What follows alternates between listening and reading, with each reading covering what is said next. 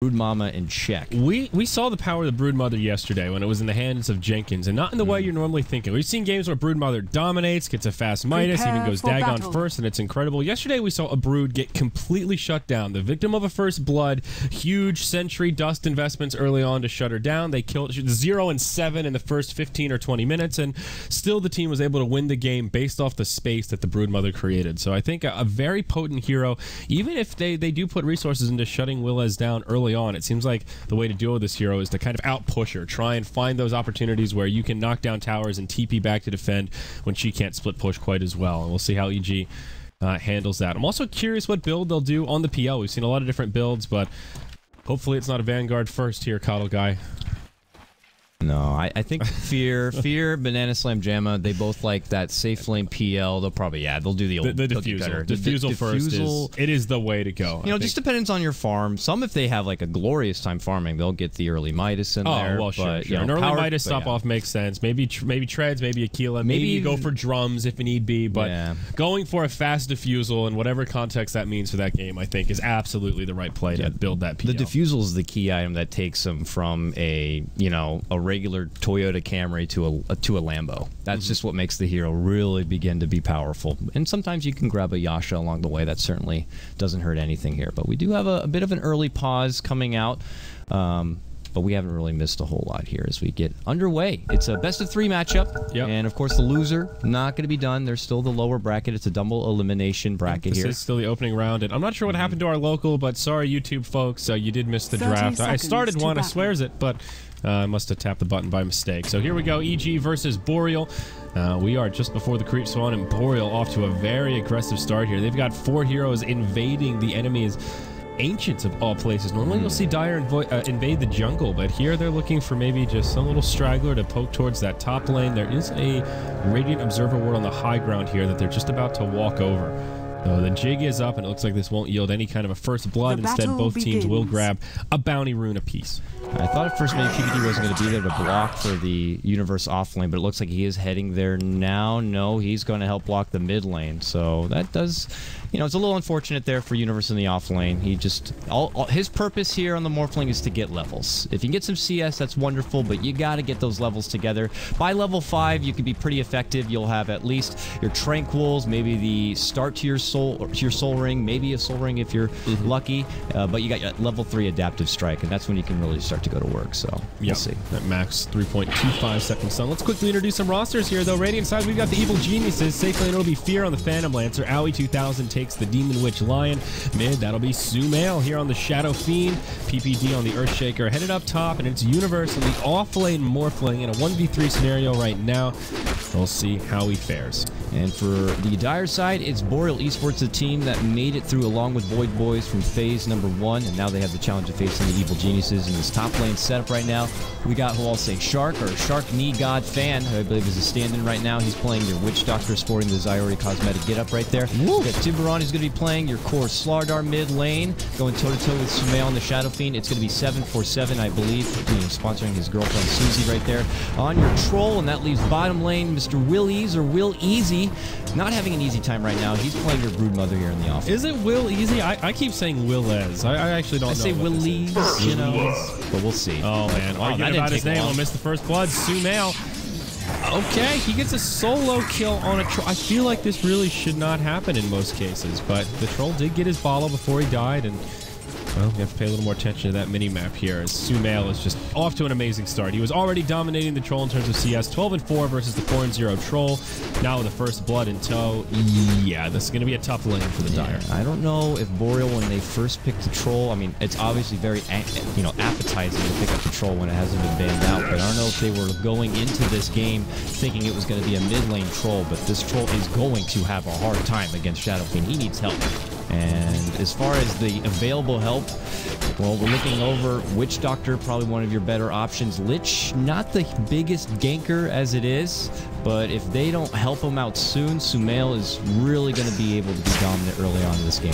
And this is one of the drawbacks of an early game Lich. He's amazing when you have static lanes where they can all hold their own. Susie, is he going to go down here again? Nope, not another raise for Sumail, and now he can just be a bully and really bring it to this troll. And even if the Lich rotates mid, what's it going to do? Maybe pull some value into the tower, and Sumail now has the burst damage. side control and really do a lot of damage. Down the bottom lane, we'll see Willez get taken out as they have a sentry ward down. 3 heroes converge and ends up just being an easy pick-off. Plenty of crowd controls and big damage. But anyhow, Lich, not like an Earthshaker or a line where you can come and really like win a lane for your mid laner when you've been dominated this much. Look at Sumail. He's cutting in between the towers. Absolutely. Oh, he's getting chopped here a bit. Got slowed. Then the blind does come out, but just not enough burst. And by this point, Sumail's got 22 bonus damage. He hits pretty damn hard, but here comes that Lich. I call him out for not being the best ganker, but look at him prove me wrong. Gets the slow onto Sumail. Do they have the right click? They can't. He just turns back and hits him with a few shots. PvD did rotate over, but did not have the mana for the fissure, which is unfortunate because he could have gotten a big 2-man block out from that mid lane. Yeah, that was very close to being a total disaster. He was about 5 mana short from the fissure, and that's a totally different play. If it's the other way around, they set up for a kill on the Troll Warlord, though. He's on the other side of the fissure, but Sumail still locks him down with the raises, and it's another kill on the board for the Evil Geniuses. 3-0 in the first 4 minutes of gameplay. Already this net worth graph looking pretty scary. Yeah, very dominant mid lane already for Evil Geniuses. Bottom also going very well. Fear is second in CS at 22 and 12. This Brood just trying to throw together the rest of the Soul Ring. Has reached level 3, so this is typically where the Brood can start to really go to work and utilize those Broodlings. But Fear knows what to expect. Is going to try to bully him back. And well, for their top lane, which should be the lane that they're actually getting something out from, you know, Slaughter is at 23 and 9, and they can really do as they please. Universe is not being contested. The Creeper Liberating has been plenty close to his tower, so he's just doing fine. He's going to be getting his tranquils here shortly, and he's all underway. But mid lane, though, they have another breakout fight as, again, the Troll be taken apart. Now Dewey's going to be in trouble. This all set up again from PPD. Good assist there with the fissure. Dewey trying to make it out to the north. Nice little coconut does fly out, though, from Shark, and he's able to slow them down, but can Dewey still get away? Sumail's thinking about the long-range snipe. Can he make it? Oh, God. No, he doesn't go for it. Sumail does have boots. It is a bootless Lich at the moment, but now Sumail just goes in. The Witch Doctor, and bada boom, bada bing. It's as easy as that. And this Shadow Fiend's just having a field day at this point. 5-0 in the first 5 minutes. Fear still continuing to find good space down bottom. They are bullying this Brood. Realize with 3 last hits so far, he is really not finding much. Has a Soul Ring, which I guess is something, but it's just non-stop aggression. And Owie, anytime he pops out, throwing out these stuns and draining mana to keep the sustainability there. And now that those supports were forced to rotate, help out the mid lane, Universe now only has to deal with the Slardar, so he's starting to put together some CS, which is just wonderful for him. And yeah, Boreal need to kind of think of a way to really pull it back here. Maybe once they're able to get to that level 6 threshold, they'll have their Death Ward at the ready. The Chain Frost will be good to go, but outside of that, it's hopefully the Slardar can get an early Blink Dagger. Then he's got to go around and take some names. But until that point, it's going to be a hard early game. Yeah, I mean, you look at this, and Slardar is the only one farming decently on the Dire side. We can switch over to net worth, and the Troll is about on point with the off-lane Morphling, which is always scary. Dewey, woohoo, baby, almost goes down. 44 hit points to spare. Sumail's rune does get denied by the Witch Doctor. A cheeky little play there, and only slow him down so much, though. I feel like there is a lot on the back of this Slardar right now, Dakota. If he doesn't do something with this Blink Dagger, I don't know what hope Boreal has in game number 1. But the problem is he'll get a Blink Dagger, but he won't have a BKB. And someone like Universe is going to have a very long stun waiting for him. And at this point, with someone like Sumail and his Shadow Fiend being very farmed, even Fear's PL, any of them could get a quick and easy kill with a setup from Universe. So just when I think that maybe Boreal could have a comeback factor getting an item like that, I think that Evil Geniuses will have an answer waiting for him. It's going to be a hard one here for Boreal. And it's going to be a while before this Brood can really contribute anything at all. Simply a Soul Ring right now. No boots, no beginnings of a Midas, not even a GG branch. Man, it begins. I keep looking back. Universe now, he's bringing in the gains. Now already about 1k life. A level 5 off-lane Morphling here. And he's closing in on that Soul Ring. He has the Tranquil Boots now, Sage's Mask. This farm is pretty decent, what you would expect for a Morphling in a scenario like this. Yeah, he's fine. He is perfectly fine, and he just needs to worry about waveform, set up with the stun, and we'll see if he goes back to the off lane to finish the Soul Ring. And look, he's going to look to put that first adaptive strike to use, and it looks like bottom lane will be the choice. And a Midas was picked up from Fear, and that means that he must be having a glorious time in the bottom lane. Yeah, I don't think there's any doubt about that one. Now he'll get to clear up some of these spider babies as they get stunned. Oh, quite a few of them limp away on about half health, and they'll come back to find some additional last hits, but Moral of the story is the same. Fear is he's having a good time. Sumail, what's he looking at in terms of item progression? Just Aquila powered treads for now, but he does have 2,300 gold saved up, soon to be about 2,500. I think it's going to be the use this game. Just that great combination of a farming tool, and then also can allow him to set up kills, get that movement speed, set up the spirit bomb, lots of utility. He will bottle up an invisibility room. Nice and aggressive here, and we'll see what he can get done with it. He will move into the tree line. Okay, just buys himself the Void Stone, and it will be that Yule Scepter on him. Shouldn't be a problem. And having that Euless could render someone like a Troll or a Slaughter useless for a big fight when they don't quite have their BKB yet. And, well, we'll have to see. This is now Universe planted on bottom. They have detection in the lane. If they get one quick catch on this Brood Mama, she is donezo. So, we'll see. And they can all lead it off with a PPD Fissure if they want. Here it comes now. It's going to happen quick, so be ready for it. And they find him, though. Willez hiding out in the trees. Very good position here. EG lacking on deforestation tools. They could try and guess and wait for him into the trees, but they are lacking on detection. Well, Universe actually has picked up dust, so if they can scout him out, they'll be able to find the kill. And we're getting a couple of little spikes here. Looks like there's just something temporary. Good positioning from the Brood, but where does he go from here? He might as well just go AFK, get himself some juice, and then come back, because he is not leaving this spot anytime soon. And Troll also has to be careful mid lane. Sumail sitting on that invis, just waiting for him to feel comfortable at all. And then, but nope, he'll show his face now. And Troll knows that his patience was worth it. But yeah, Yule's is there, Reckon this could be. Oh god, I thought Sumail would go for it here. That could have been a Yule Spirit Bomb. Maybe he knows Doom is sitting nearby. Even so, it's only a level 4 Lich. Sure, he'll Frost Blast you, but how much does it really hurt? Here we go. There's the setup. Here's the Adaptive. Just gonna line up the raids. Oh. Okay, Adaptive into Finger. It only takes one raid, then they'll get the tier 1 tower to boot. Not much the Troll could do there. Yep.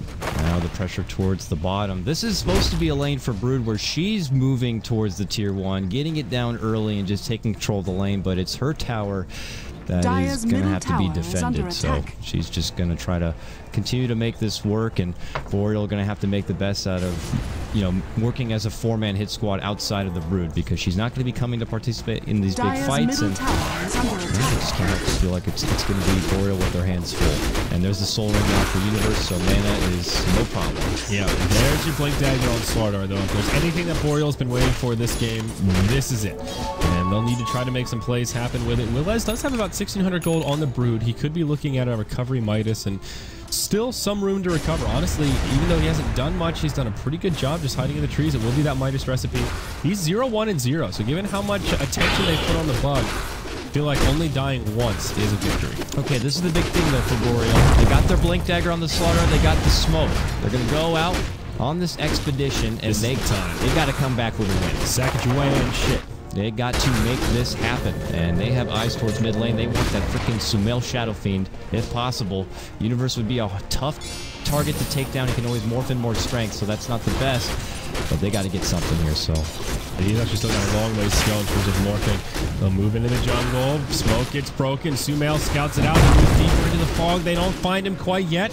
Will they get the jump? No, they give up on Sumail. Instead, they turn on to Aoi. They drop the stuns. The Lion will get brought down. Adaptive connects onto Tiburon's Slardar.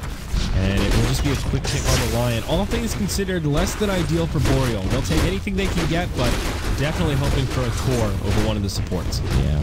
It was just a bit sporadic, it felt as well. It was only like a 2-foot blink, it felt like. But they got the quick nab on the Lion. It's the first kill of the game. Maybe will give them a little bit of more momentum and can kind of follow through with getting some more objectives. Troll did get the kill, so that is nice. That is nice. That is nice. Face boost and 1,000 gold.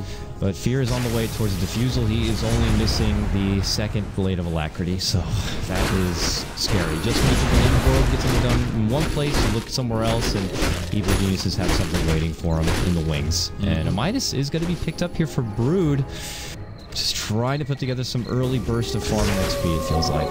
Yeah, I think it's the right call here. If you don't get it, you're just going to be further and further behind, and there's absolutely no chance. At least when you get the Midas now, you have a chance. If EG, for whatever reason, rest on their laurels, if they give you a little bit of space to farm, it's a great recovery item. Also just good on the Brood. You can use the attack speed, and looking for the ability to get some much-needed experience at this stage. Fissure will miss mid lane. PPD trying to get a setup there. If that would have connected, it probably would have been death. Then it would have allowed Universe to land the good adaptive strike. In fact, with a fissure setup, he can always waveform behind him and adaptive strike them towards the team because of that big bump. But it does miss, so Troll lives on. And I mean, Troll making the smart choice. It looked like he was building towards a BKB. I saw an Ogre Club a moment ago because he will certainly need it. And it's probably something Slardar will need to consider as well after this Blink Dagger. Yeah. Another smoke rotation here from Boreal. The same ganking squad, 2 supports, and a Slardar leading the charge. Lich still only 5. Witch Doctor does finally have his level 6, so there is a Death Ward, another great team fighting piece here. They'll move into the Roche Pit. I like this play from Boreal. Something sneaky that EG might not be totally ready for. When you have the amp damage, it does make this a hell of a lot easier. EG will be busy setting a trap down in the bottom lane behind the trees on perhaps this Broodmother, and it looks like they will not be able to contest. I don't know. This is going to be a hard Roche. They do have amp damage, but they don't have the damage. They're eating a lot of... I mean, Slardar had to step off, use a salve, then come back in. This is way slower than I thought it would be. Oh my God, they're going to be here. This is unfortunate. PPD knows. Drops the fissure, and they still have a quarter of life to work through for Roche, but it looks like Evil Genius might just sack it here. They pull back and away, and... Well, Boreal, they will be able to about to die to Roche. Oh, my. Guys. If that was a... This is so unbelievably risky. Okay, they kill Roche. And they get the need that, though. They needed that. So I guess you just got to make risky plays like that to keep your head above water in a game like this when you are at a very big disadvantage in the early game. Yeah. And there's Slardar. He does have his Ogre Club. He's got to go for that BKB. Ogre Club already in the hand of your Troll. That will help. I mean, once you get a BKB, as we will have a pause here for Boreal, then the Universe Morphling can't really do a whole lot. Yeah. You can obviously focus someone else, and you can still use the Replicate, which is wonderful. And the other nice thing is that if you need to, for some reason, put together more farm on your Morphling, you can always Replicate something like a PL. And that Replicate does get the illusions as well. So you can almost easily split push with Morphling as well. The guy has so much utility. I mean, everyone thinks that's actually kind of ridiculous. You could do it with a Drow, you could do it with a PL, you replicate them, you just throw it into a lane, and they take over the whole lane. No problem. Easy split push right there. You're right. And I don't know why people still draw on the mini-map. I mean, guys, there's a delay. If you were really worried about people all tabbing to the stream, it's like the people that want to lose weight and drink diet soda. If you really cared about losing weight, just cut the soda out, you know? If they really wanted to look at the mini-map and look at wards, they could. You can always see it. It's like, it's this weird logical fallacy of the game is paused. They're going to see all our wards on the mini-map. It's not a 30-minute delay. It's just, it's very silly. Teams are not doing this. It's not a big problem. Probably one team did at some point, and somebody got upset. And it is also only in North America. No other region is like, I got to scribble with my crayons all over the mini-map. It's a North American thing. And I mean, more power to them if they really want to do it. I'm not gonna. We have no rule that says you cannot scribble. It's just a waste of your poor mouse muscles. The infamous stream sniper Arteezy, I don't know if they know, is not on Evil Geniuses anymore. He's now on Secret. So, guys, that's a joke, by the way. Oh man, gotta be careful with that humor, man. Sometimes I'm pretty sure there are people on Reddit that actually think you don't know how to read an analog clock, sir. There are. I heard more than plenty of people thought that I don't know how a clock works. Which it's a joke, guys. It's a joke. The joke is that it's a clock that's hard to read. That's all there is to it. You're thinking too hard now. Okay, Susie Q going to get hit by the adaptive, a finger to follow up, and well... I mean, I don't even think the finger was necessary. But 3 spells, 3 kills. They did it in style. Yeah, I think it, PPD didn't even break his smoke for that game. That's how much style was done there. And he got the kill. You can gap close so well with this team. I mean, the Fissures already has tremendous long range, and Universe has this waveform and the 900 range of the stun alone. Give him a Blink Dagger, which is usually the next thing after Tranquil Soul Ring, all you need is a Blink Dagger on this kind of Morphling. So that way you can waveform and get the extra gap closing with the Blink. Hell, you could Blink behind them and push them forward, then waveform. But then on top of it, you can build a whatever the hell you want. In the previous game, he went Atos, which is good.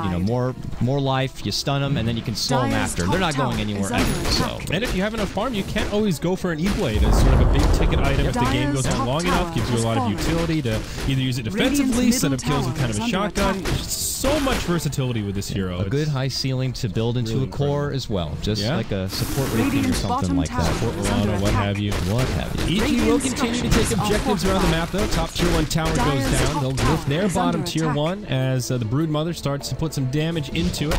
Rest of Boreal on the hunt. They'll find a PL illusion. Oh, that's literally crushed. Going to be a little wasted there, unfortunately for Tiburon. Fear, does he have that defusal yet? Oh, he sure does. He's not using his Midas. He just killed a bunch of creeps, but didn't want to use his Midas on it. Come on, Fear. But he'll head it back to bottom lane right now. His Midas is on cooldown. Were you looking at an illusion? Oh, no, for Fear? Oh, no. I swear on my life, it was not on cooldown when I first clicked on it. That's weird. Okay, anyways. Yeah. Well, I can't prove it because everyone's watching your screen and not mine. Yep. I can't read an analog clock, so what do I know? It will never be proven. All right, so Boreal, they still have their backs against the wall. It's only 7-1, but it's 7,500 net worth right now for EG, and they have plenty to fall back on at this point. I am surprised that Sumail hasn't really gone on a tear at this point. I feel like that your Shadow Fiend with the big advantage he had early on would start looking to go around and dropping down, you know, the big Spirit Bomb on everyone. He's definitely been a little quiet, but he spent this time farming. Yeah, he has a 10-second BKB now, still #1 on net worth by double. You compare you add up the top 2 farmers on Boreal, and they about equal Sumail. So he certainly has slowed down on the killing, but the farming has not stopped. He has 211 last hits at 16 minutes. That is just impressive. It's ridiculous. Maybe looking to break records instead of break backs of Boreal here. As they try to rotate towards the top, but he just promptly heads towards mid lane. And Evil Geniuses have been a bit on reserve as far as pushing forward for objectives here, but as they continue to itemize, and Sumail does have that BKB now, and for Fear, who already has his Diffusal and Midas, and actually he just made another purchase, and could be a Yasha, I'd imagine, on the way if he wants to go for the Manta. No, it's Boots of Travel, so he's got Boots of Travels coming his way. They're in a good position right here, and they're obviously able to kind of take things at a pace they want, but Willie's got to be careful here. Universe diving, has Dust, could pop it, but he does find another little nook to hide in. He's just got so many webs down here. Even with the detection, he can move into these little spots where they can't get to him. If they had an Enigma or someone else that could just clear mass trees easily, this would be no problem, but that is one weakness of the EP draft that I guess you don't really think about very often. Do we have tree clears this game? With the 5th pick Brood, you just can't really plan for it, so one thing that really is going his way. Now up top, there will be a defense of this tier 1 tower. Tiburon still has the Aegis. They'll go in on him here. Finger of Death brings him down. And more TPs on the way. Chain Frost will take 1 or 2 bounces, but no blame there. Tiburon does blank out away from the Requiem of Souls, and now Sumail BK Beyond. They hit him with an adaptive, and nothing the Slardar can do. It's a 1-0 as they also get the Aegis. Brood in the bottom lane, trying to do some split push as best she can. Uh-oh, Yule's on the Lich.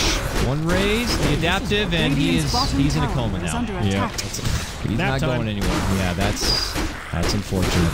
It's caught, taken apart, and well, the thing is, even a 3rd pick Morphling, you can't really anticipate if it's going to be Strength Morph or not, but with it being Evil Geniuses, I would have had the Inkling could have been Strength, and maybe you consider switching out something from your Lich to a bad that way you can at least have a shield to quickly remove the adaptive stun or an LC or something, but yeah, it's hard, and at this point, you just have to kind of stay away, and there's the Blink Dagger. Now Universe can close the gap from a dramatic distance and even shove them back into his own team. The setup is going to be ridiculous from EG now. Fear does manage to deny the bottom tier 2. You can see this Broodmother still being an irritant on the side of EG, or on the opposition rather. This Midas starting to pay off a little bit. Brood is the leading farmer on the dying side. They will catch him with an adaptive. There's your Dust rather, but is there any way to interrupt him here? PPD? Nope, doesn't have the mana for a fissure, nor does he have the cooldown. And the Bug will just TP out. Meanwhile, in the top lane, Sumail maybe in some trouble. Ali opts just a TP home return. BKB puts on a couple of raises, wants to try and man-fight his way out of this, but it won't happen. No TP scroll on the Shadow Fiend, and they will bring him down. He ends up killing the troll with a Death Requiem, but Slardar ends the mega kill streak and gets a huge bounty out of that. Yeah, a little bit of a bounty boost does make it for the better of Boreal, and maybe 800 gold on the Sumail just maybe not being too cautious in side pushing that lane, and Boreal were missing. But, I mean, they did have a ward over here, which is a very nice aggressive ward over in the side of Boreal, but they must have moved on through that. He didn't detect it, so he pays the price. He does go down, and hey, Boreal get a nice little boost for himself, which they certainly need. Getting those BKBs, though, is of the utmost importance. Only very close now to Baron, to his. And for Troll, he has it, so that's great. So Boreal now maybe could feel a little bit more comfortable about taking a fight. I mean, Troll does have a BKB that's certainly great, but they're still lacking on damage. That's their big problem now. Troll's right clicks don't hurt at all, and he doesn't really have any sustainability. Usually you'll see that Helm of the Dominator before BKB. He doesn't even have that, so pretty low armor, relatively low damage, and no lifesteal makes him much less of a threat. Here in the bottom lane, we may see Fear just square up against him if he wants to have a one-on-one man fight with the Troll. And I think he'll actually be the victor here, but doesn't have much vision. You look at Radiance, and yeah, this could be bait.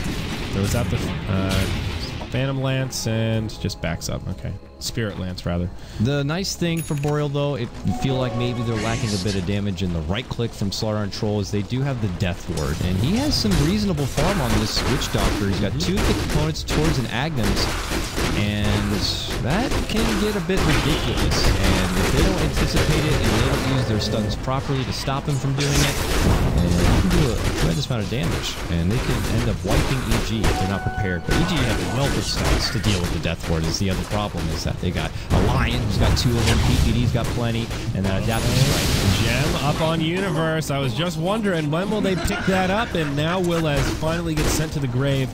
Caught off guard there, and as soon as he gets hit by an Adaptive, like you pointed out, that's just time for the Phantom Lancer to drop the hammer, and boy did he do a lot of damage. It looks like we'll have a Lich DC, and we'll be patient as he gets back in. But 11-2 EG, although their snowball has slowed down a little bit, it's still gaining in size, and well, with every kill they get that much further ahead. You look at the net worth graph, and just about to breach 5 figures here, shy of 10K. Nice thing about Morphling as a strength/support, or wherever you want to identify him, is that because he's very hard to get a hold of, very elusive, and the fact that you can give him so much freaking life is that he's excellent candidate to hold something like a gem. So not really surprised by that. I am curious why they don't see the traditional clan_Iraq guide of the strength Morphling is to just go all in with the strength. Screw the agility. You know, it's irrelevant that you have a base attack. It's going to be weak as it is. You might as well just kind of keep your Tranquil Boots active at all times and benefit from the extra move speed and regen.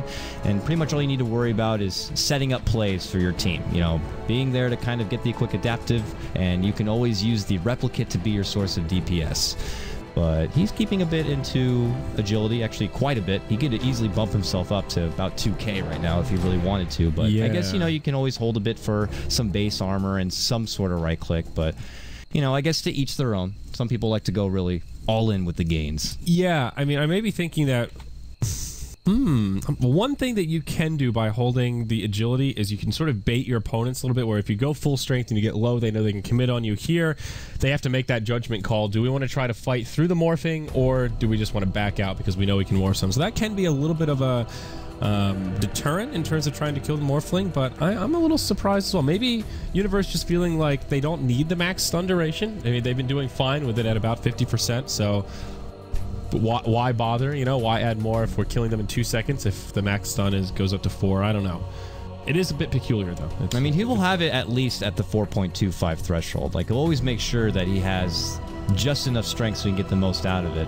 You can always just go more into it, though, so that you're that much harder to bring down. That's why some people also consider a Blade Mail as a good option on the Morphling, because you're just going to eat damage. But the thing is if you go all into strength, you can eat as much damage as you want, and you're just constantly reflecting all of that back. So, you know, it's just something that, you know, teams are slowly starting to work with here. Am I misreading the way this works with the sliding scale? Because I'm going to show my noobness here. I was under the impression it's sort of like a sliding scale similar to Mirana's arrow. As it moves, the more distance it travels, the higher the stun. And here it's that sliding scale to hit those different thresholds. But it says if his strength is 50% higher than his agility, so it needs to be double what his agility is to get that max thing. So, okay. He's already there. No, he's not double. Oh, is he not double That's yet? what I mean. He's got 51 strength, before the base house, 54 strength, 45 agility right now. So that means he's not at the max stun. Is that what that means? Yeah, okay. Just want to make sure I'm reading this right. That's how I understood it. So it has to be like, you know, for him to have 50 strength, he needs to have 25 agility for it to get the max stun. Yeah. Right. Okay. Maybe so it's he a sliding just, scale up to those 50% thresholds. I mean, maybe he likes to be flexible and move it back and forth. Yeah. But he only has 1 point to morph, so it takes a long time if he wanted to quickly shift it over. That's the risky thing. It's a bit peculiar. You make a really good point as to why he's on 50-50, and I would be tempted to say it's because they're just so far ahead. It almost doesn't matter that much. But it is very intriguing. It's one of those I'd be interested just to be able to ping one of the EG players and ask about the the strategy of how much, what kind of a threshold you put your Morphling at when he's in kind of an off-lane scenario. Well, you know, maybe it's just something they're trying out. I mean, I believe last night PPD did play it himself, or he was drafted in a position where he played the Morphling, and he had his own take on it. You know, he also didn't go all into strength, and he went down the road of picking up a couple of core items, got something like a Yules as well, which is great. I mean, imagine Adaptive Strike, you know, you get some shots in, they're about to come out, you Yules them up, they come back down, your Adaptive is probably back up in the next second. Yeah, Yules is amazing. It's probably what he's going for next. He already has a Sage Max. I mean, the mana regen is not something you can really ever go wrong with on a Morphling either. Yeah. You know, he doesn't have the best regeneration in general, so lets you morph around like crazy. Looks like everyone's back here. This was a back-to-back pauses here, one for the Dire side and now one for EG, as Owie had to do a little reset himself. So looks like both teams are ready, and we'll be able to get back underway. Where were we before this pause started? Well, EG was sieging this tier 2 tower in the bottom lane. It's Fear on the PL, and now level 16, he will be able to claim this tower for himself. Down it goes. While the rest of his team continues farming. And he's got his Manta complete, back at home.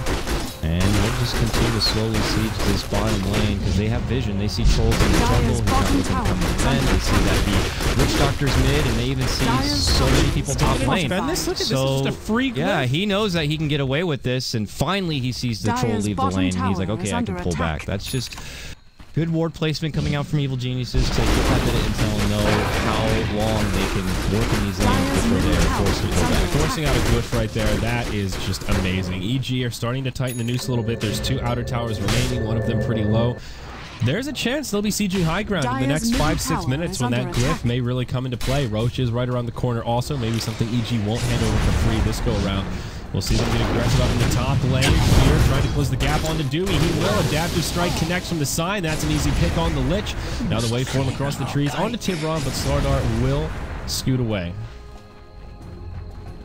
And it looks like they'll just kind of take advantage of the jungle for now, take away that farm from Boreal. Slardar does have to be careful. He's just desperate to quickly finish his BKB. He can actually just wait out the time for it if he wanted to at this point. He definitely needs to get the extra CS, though. Mid lane, they see Troll Adaptive. He's not using his BKB, so he's going to pay the price, and he does go down. Well, that's pretty easy Requiem there. On the high ground, the Witch Doctor gets off a decent ulti, but unfortunately for him, it just doesn't do enough, and that's an easy cleanup. EG just picking them apart at this point, and they're so far ahead in these team fights, they can kind of just roll over them. Doesn't really take too much coordination. They're just higher level, better farm, bigger items, and you know, Troll. He didn't even use his BKB in this fight, so that's like his prize gem right there. He didn't even get to use it. Here's kind of acting like the Broodmother almost for EG. Well, Willies is trying to make a push happen on the bottom, still trying to inch forward. He did get that tier 2 down.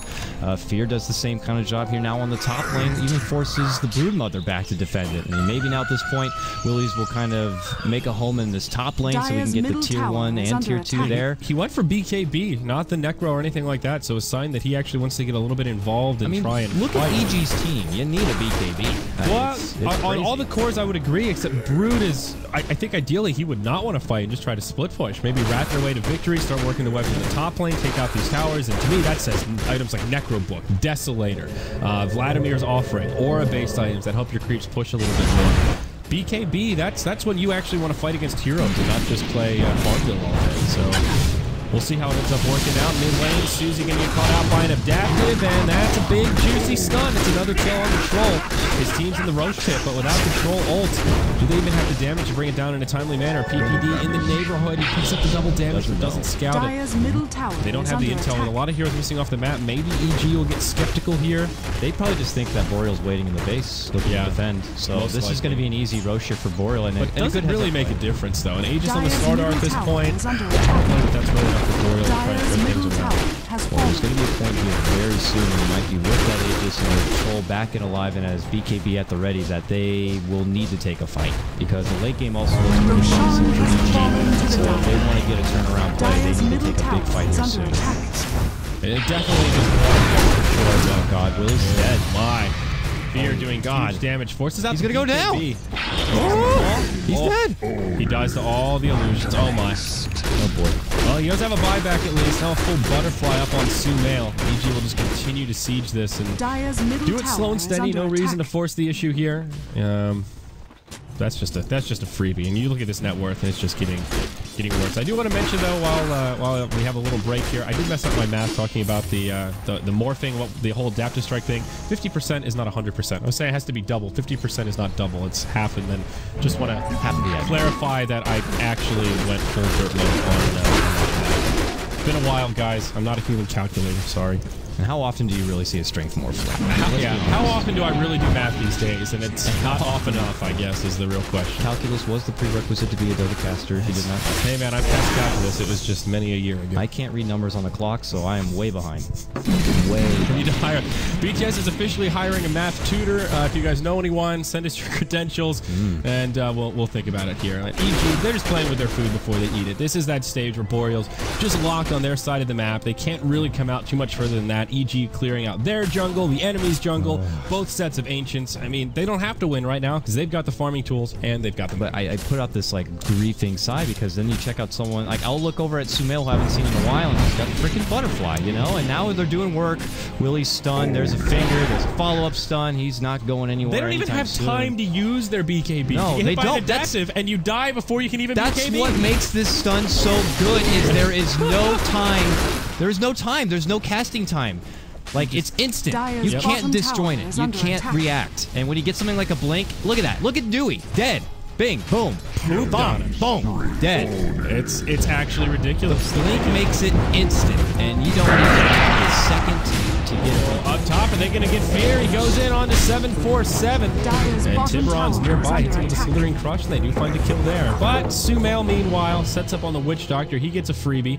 He will move into the high ground. And even though they lose their PL, they still find a victory around the map. And they'll have a 4v2 as they start to siege the high ground here. Tier 3 tower falls in the bottom lane. And will they back out or will they continue sieging? Looks like they back out first. Now they go in, just waiting for Universe to initiate. Tiburon, say goodnight to your Major. Susie gets stunned up. He's going to have another adaptive. That's it. 2 seconds right now. He's still on his 10-second BKB. He hasn't even got to use it yet.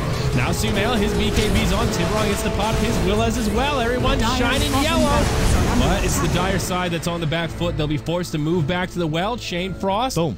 And it's just going to bounce around some freaks. Sumail will get hit by it until the end. Now Universe comes in. They're actually going to bounce the Chain Frost across each other. It'll finish off Sumail. Now the Death Ward getting Universe low, but he'll start morphing some strength. He'll survive. And they'll back out. What a dunk from PPD. Saves his buddy and also kills the Slardar in the mix. EG take a couple of casualties, but in the end they will back out after another successful skirmish. Barrett's still standing as they reinitiate once more. And I don't know. They'll get the barracks. Okay, Fear has VOCs. He joins the party now. They're ready to continue fighting. Back there to the Slardar. Out on the Fear. PPD reinitiates. Needs to break it up. Oh my. Tiburon gets fingered down. Slardar with a dieback. He's in the grave for 70 seconds now. And what started as kind of a slow siege from EG is slowly turning into what could be the beginnings of their GG push. Barracks have fallen. They're still lingering around as if they want to continue fighting. Adaptive onto the Troll. Follow-up's not there this time, Dakota. Doesn't matter. He can just throw those out anytime. Give it away at this point, as they'll just step off. And yeah, that's a bottom set of racks now gone. And what started as the Broodmother territory. And with that, they can just kind of pull away. And because of all those earnings, I mean, you got to remember that they did recently buff the gold you get from taking down racks. They just get a nice little boost in your economy, and they'll just continue to itemize here. Now he's trying to get a Agni Scepter thrown together. He's only about 700 gold off on his Lion. PL, he's got a Scotty. Not really surprised by seeing that. And now it looks like Shadow Fiend dropped off his BKB and is hoping or holding a reserve slot for now, so I'm not too sure what the game plan is there. Maybe they... Satanic. He's got the recipe sitting on the courier right now, and there is a Yule's on the way for one Universe. Okay. So I'm not sure why he's holding onto the slot, though. He's going to upgrade that HOD. He'll have it here after clearing out this ancient stack. So a little peculiar, though, that he just has the BKB on the courier rather than in that open inventory slot. I mean, even just the strength and damage, just to farm a little more quickly. If you get jumped on, might be able to save you. Not really sure why Sumail is just flying around with it on the courier. Maybe so that they can't scout out the duration or something if he walks by a ward. That's about all I can think of.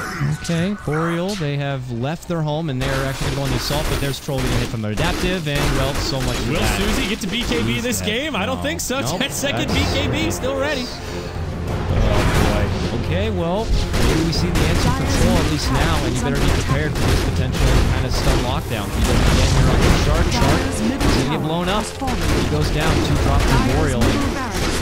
It's something that maybe Boreal need to consider. Next game, maybe a possible respect ban towards the Northling, or at least be prepared just in case. Get your Batted, get your LC, Rubik, but the Slark could be okay, but even then, it's too instant.